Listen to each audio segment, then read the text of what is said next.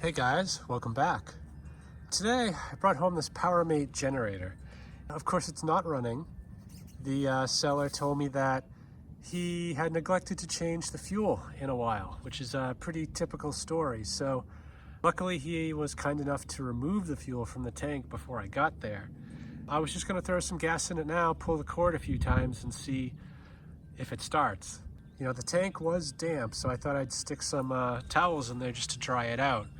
And this is kind of what came out. So it smells very varnishy, and you can tell from the color, you know, that fuel was in there for a really long time. So I'm not expecting this to start. I'm sure the carburetor looks like that inside, and most likely the fuel lines. So let me put some fresh gas in there. We'll try to start it real quick.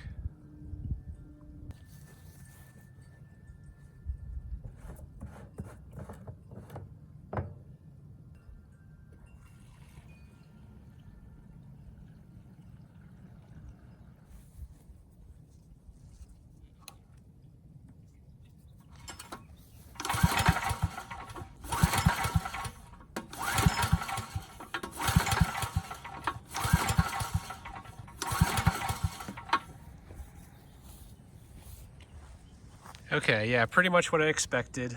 No sign of life whatsoever. So I'm gonna pop that air filter off, spray a little bit of starting fluid in there, hook up a light, and just see if it'll come to life for a few seconds.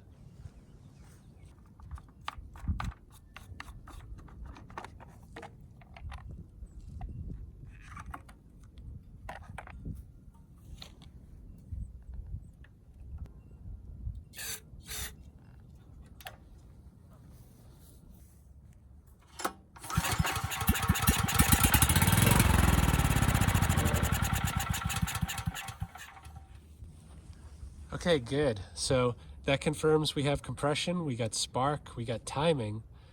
Fuel is the problem. Now, I was hoping to see that light come on, so I'm gonna do it again, see if I can't get the engine to rev up a bit faster. You know, if I can get that light to come on for a second, then I know I have pretty much everything I need for a viable generator, except for fuel, of course.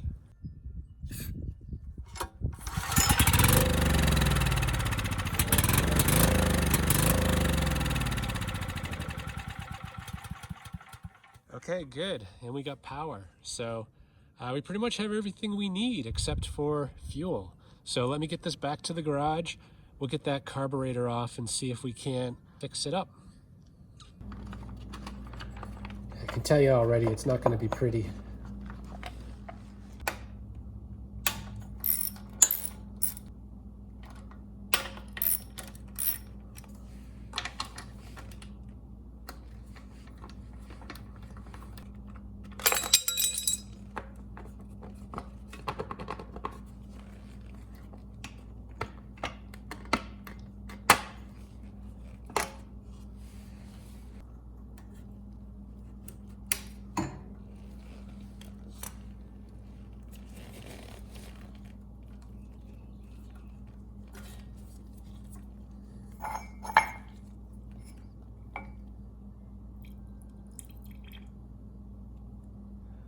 Just going to test the fuel flow.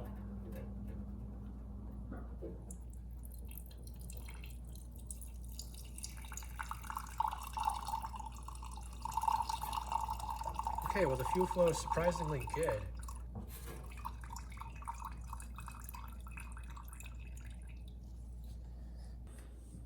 So it's going to be really hard to show you anything meaningful here, but I'm going to start by getting this plastic trim off. There's a bolt over here, and I think there's one on the side over here.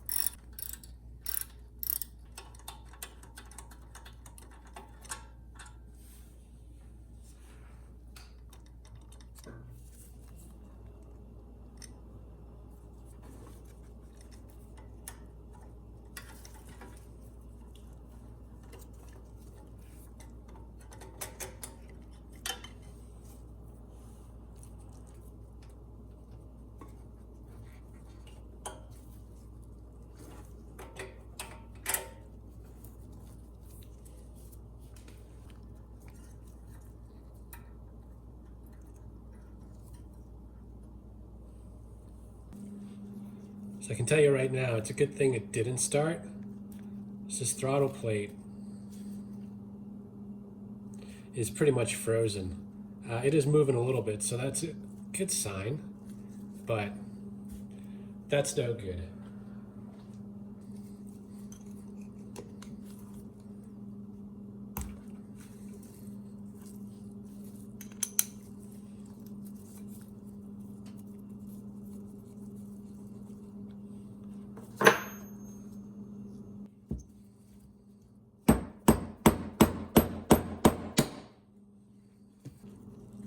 Okay, not too bad. That bowl should clean up pretty well. The main jet, of course, is clogged. That's not a big deal. I think the biggest thing here is the float and the needle. That needle is cemented in there. I have a pretty bad track record of freeing them up, so hopefully I can get this one out in one piece.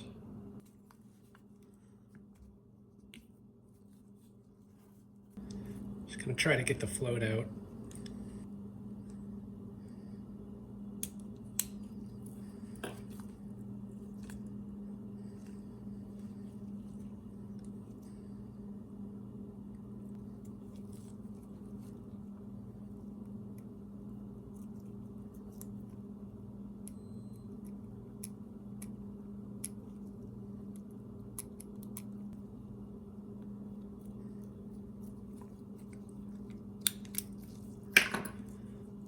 I'm going to leave that needle alone, put it through the ultrasonic first, and then try it again.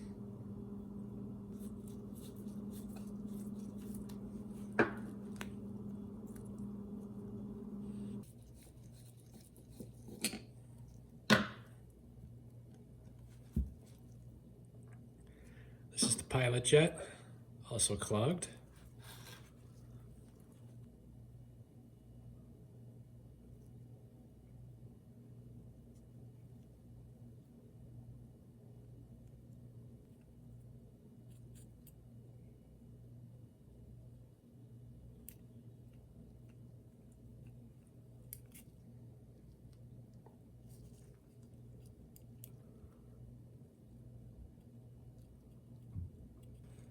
Okay, so I've got everything off that I can get off. That gasket, I wanted to get out of there, but I was afraid I was going to damage it more than the ultrasonic would, so I'll just leave it in there. The throttle plate, it is moving, but quite a bit of resistance still. And the needle, I think it's a lost cause. The metal hanger that clips onto the float popped off, so even if it hadn't popped off, I don't think that needle would have been viable anyway.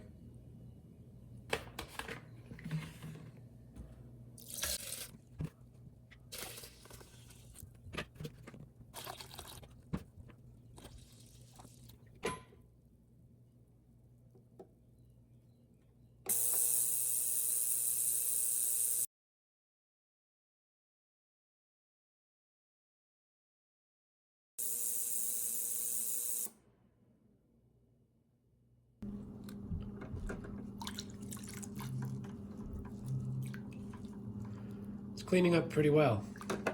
The throttle plate also is completely free, which is good. And I managed to twist that needle out of there, and it might be salvageable. So I'm just going to clean the seat up a bit and then let it soak a little longer. But overall, this thing is looking in pretty good condition now.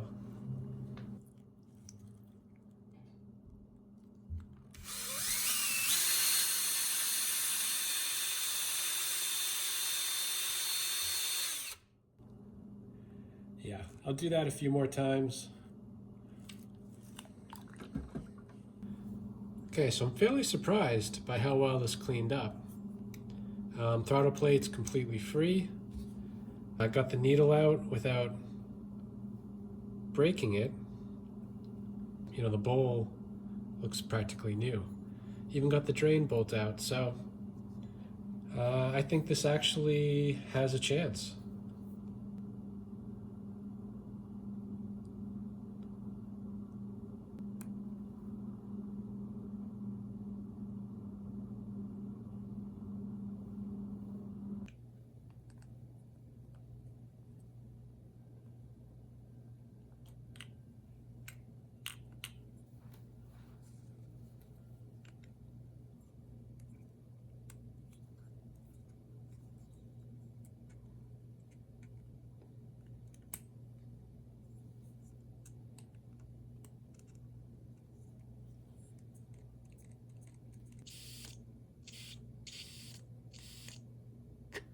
Good.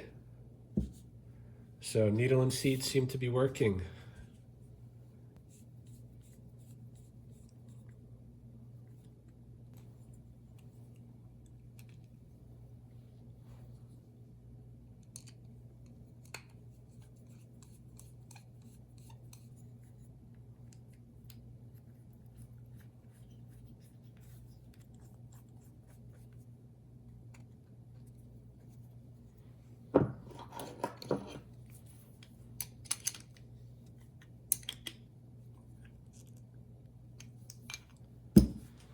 Done.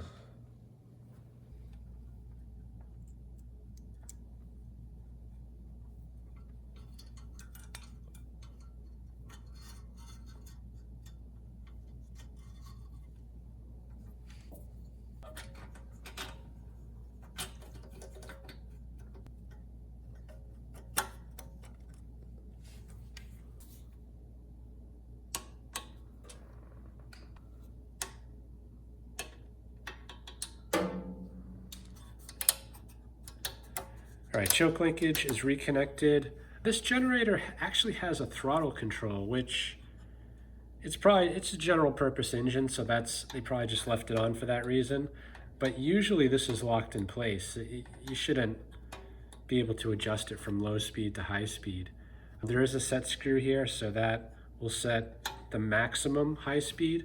So once we get it running, I'll adjust that screw as necessary until we get to about 61 hertz with no load. And then there's also another set screw over here, which sets the minimum low speed. And if you just drive that all the way in, it'll essentially lock this lever in place, so you can't move it in either direction. So that's what I'll do once I get the right speed set. This fuel line actually isn't in too bad a shape. It's a little stretched out on the end, so usually you can get away with just clipping like a 1/2 inch off. That way when you put it on, it'll be a more snug fit.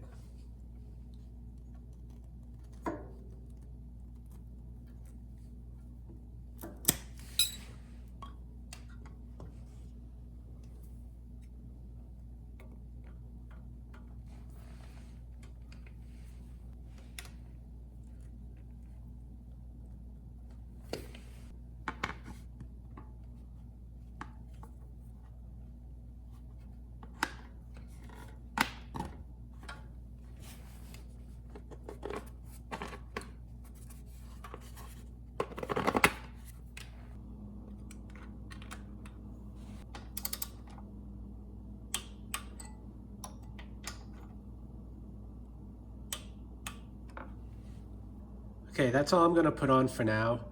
Until I get this thing out and see that it actually is running the way that it should, it's kind of pointless to put on the rest of the airbox and the covering up here.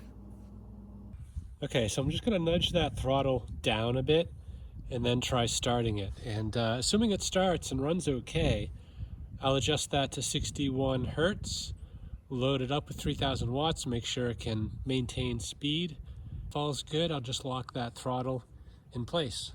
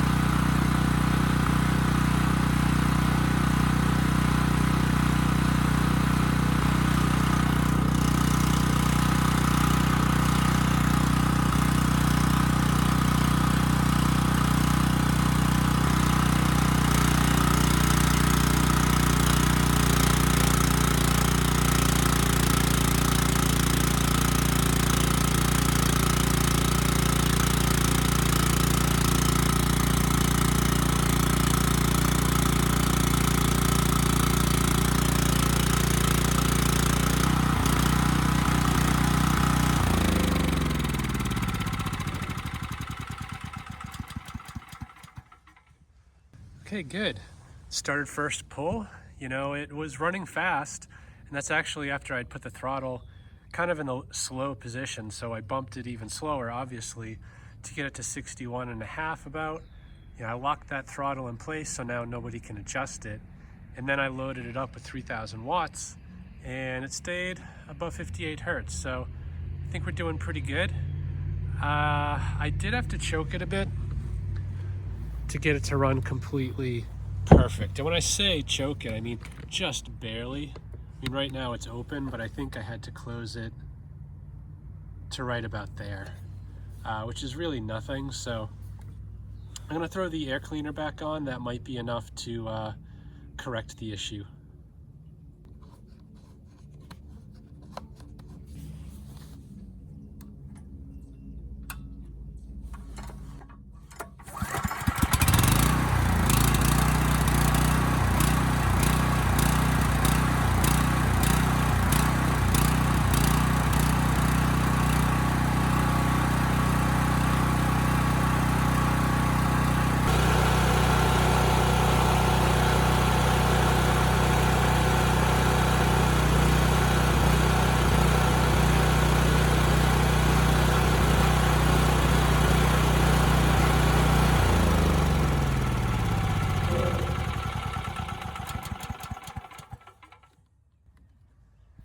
Okay, so as you could probably see, putting the airbox on didn't correct the problem.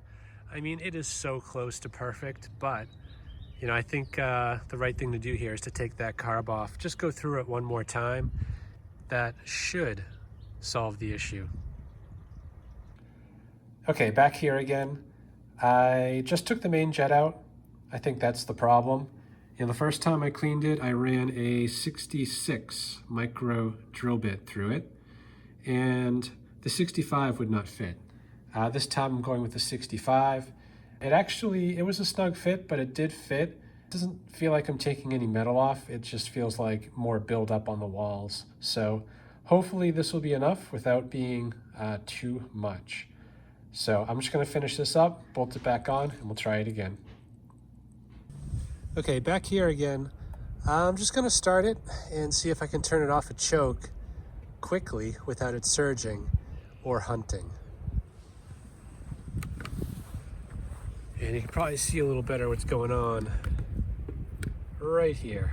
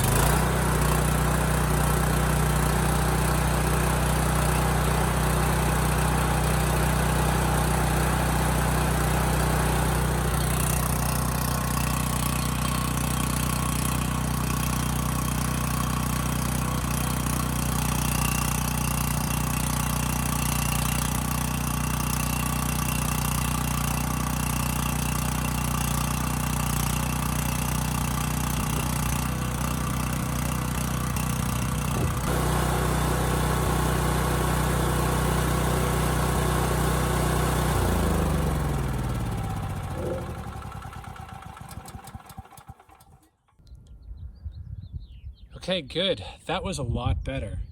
You might remember the last time, you know, I started it on choke and then flipped it to run, and it was surging pretty badly when I did that. This time I didn't get any of that, and even when the engine was warmed up, it wasn't hunting anymore. So that fuel problem has definitely been solved. I'm just gonna get this back to the garage and finish it up. Okay, so we're almost done here.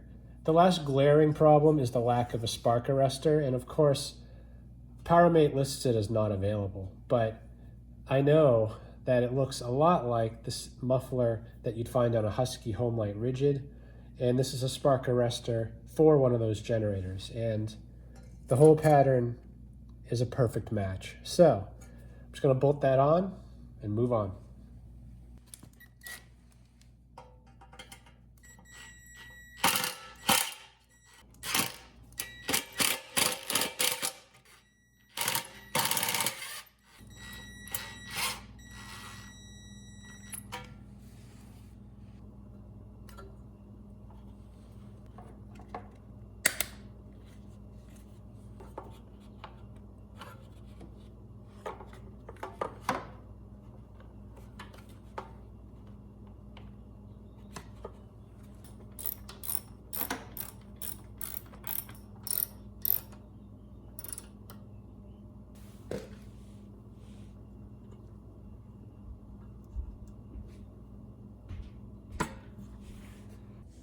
Okay, so this was a pretty straightforward fix, you know, the pretty typical story. Someone put fuel in it, left it for years, if not a decade, and then of course it wouldn't start. So all I can say is take care of your stuff. If you drain the gas once a year, put stabilized fuel in it, you will not have this problem. Or if you do, it won't be a big deal to solve. Anyway, this thing, for its age of 21 years, it looks to be in really good condition, and now mechanically it runs as good as it looks. I hope this video helps someone. Thanks for watching.